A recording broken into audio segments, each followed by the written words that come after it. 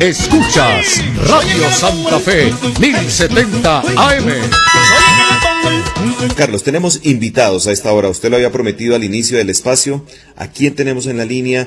Y déle la bienvenida. Sí, señor, y aquí podemos dirimir todas las preguntas. Se trata del doctor Jesús Albrey González Páez, es abogado, magíster en Derecho Médico, director de la Central de Abogados, experto en salud, y quien precisamente se ha tomado la tarea de escudriñar lo que está contenido en el decreto 538. Doctor González, muchas gracias por estar aquí en los micrófonos de Radio Santa Fe. Y hay un sector, la mayoría de los médicos, que están molestos con esta directiva presidencial. ¿Realmente qué es lo que pretende esta norma, doctor González? Muy buenas tardes. Bueno, muy buenas tardes a todos y a toda la audiencia. Muchísimas gracias por la invitación.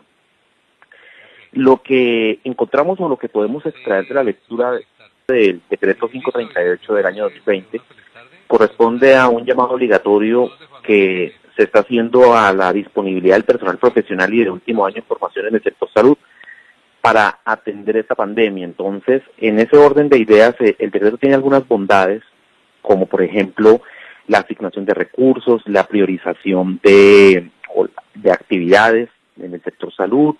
Tiene también unas ventajas muy positivas, como lo puede ser el tiempo de habilitación que se reduce para los prestadores de servicios en salud, el hecho de que se asuma el control del PRUE por parte de los entes territoriales para atender la oferta y disponibilidad de camas de unidades de cuidados intensivos,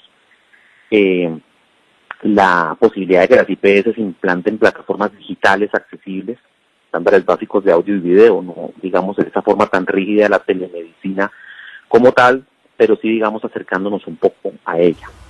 Pero pues hay un lunar que se ha venido discutiendo en estos días y tiene que ver con el llamado obligatorio que se hace al personal del sector salud. Ese llamado obligatorio nosotros consideramos, y según pues las críticas del gremio médico y asistencial en Colombia, que es un llamado que no es oportuno en este momento, no es necesario y sí está atentando contra las garantías y los derechos individuales de los médicos. De hecho, consideramos que este llamado viola normas de carácter internacional, viola artículos de la Constitución política, viola derechos intangibles que no se pueden tocar en los estados de excepción. Entonces, consideramos que esta es una crítica que se ha hecho y que es absolutamente válida por parte de todos los sectores médicos, quienes hoy día se ven expuestos a salir a atender pacientes sin las adecuadas medidas de protección y de bioseguridad, como también se ha denunciado ampliamente por todas las redes sociales y los medios de comunicación. Doctor González, nos vamos a referir únicamente a lo contenido en el artículo 9 de este decreto, en que de alguna manera indica que los profesionales de la salud deben acatar el llamamiento del gobierno nacional para prestar su servicio.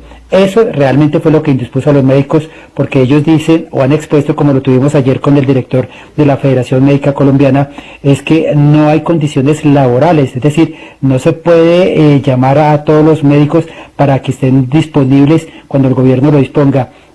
¿Qué es lo que causa molestia? Porque básicamente todo gira en torno a garantías laborales, doctor González.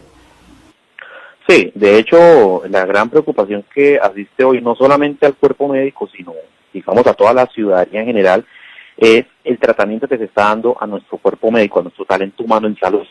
Nuestro talento humano en salud ha venido exigiendo de manera histórica una serie de garantías y de derechos que hoy día se desnudan con la pandemia. Es decir, la falta de elementos claros, de normas claras de protección.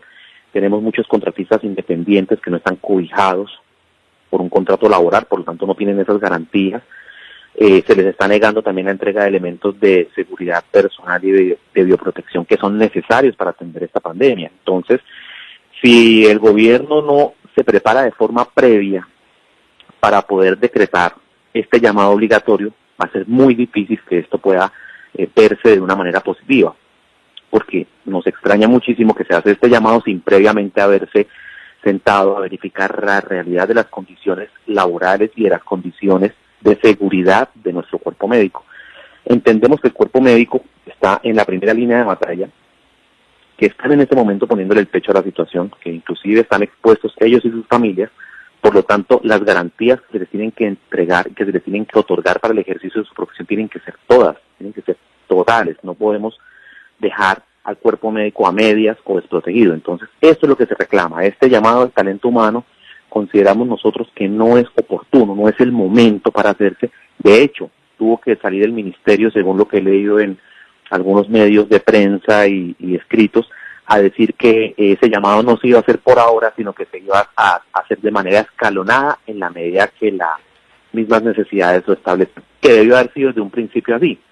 Si usted revisa el decreto, no hay una motivación dentro del decreto que indique la necesidad de hacer un llamado obligatorio en este momento. No hay cifras, no hay estadísticas, no hay ni siquiera razones de desabastecimiento de personal médico en los centros. Entonces, creemos que el llamado fue inoportuno. Doctor González, a mi juicio creería que el gobierno se premeditó en emitir este decreto, el 538, como usted lo acaba de mencionar, sin socializarlo. Pero ayer, precisamente en el balance, el ministro Fernando Ruiz explicaba que lo uno que hay que hacer, y usted como abogado experto en temas de salud, pues lo que hay que hacer primero es reglamentarlo. Lo otro, el ministro de Salud habló de pensiones, de vínculo laboral, inclusive de una bonificación. ¿Eso es viable dentro de la aplicación de este decreto 538? Sí, en este momento acordémonos que estamos en un estado de excepción.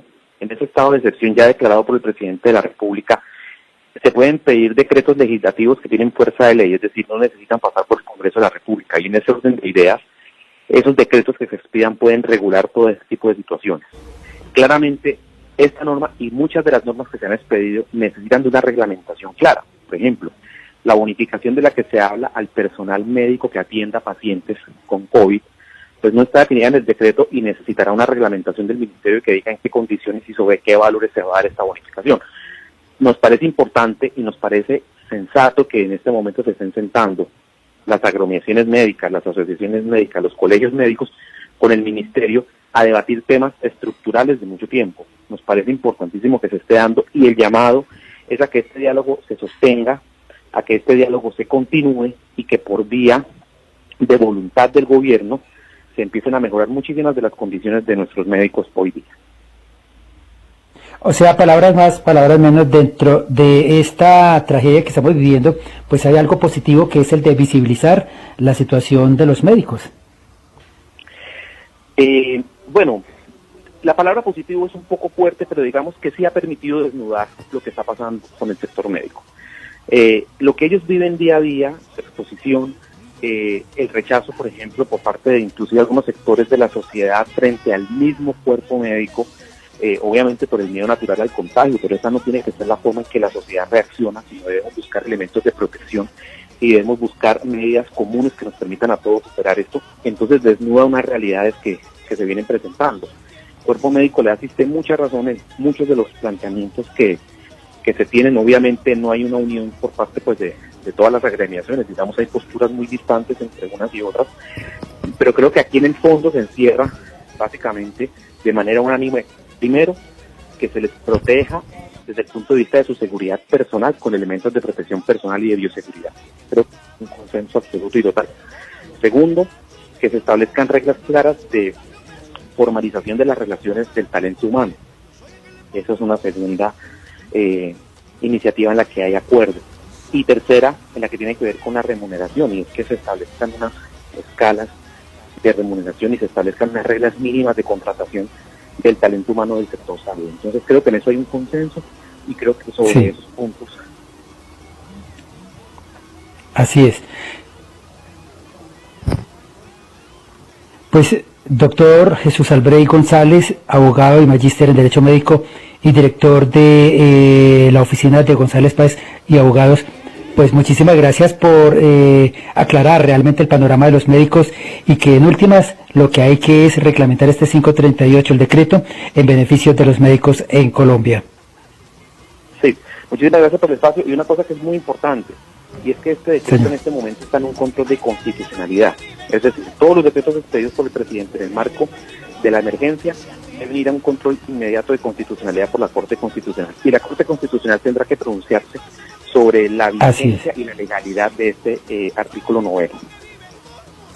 Pues doctor González, muchísimas gracias por haber estado aquí en los micrófonos de Radio Santa Fe, y a nuestros oyentes los esperamos mañana a partir de la 1 de la tarde aquí en Santa Fe al Día de Radio Santa Fe.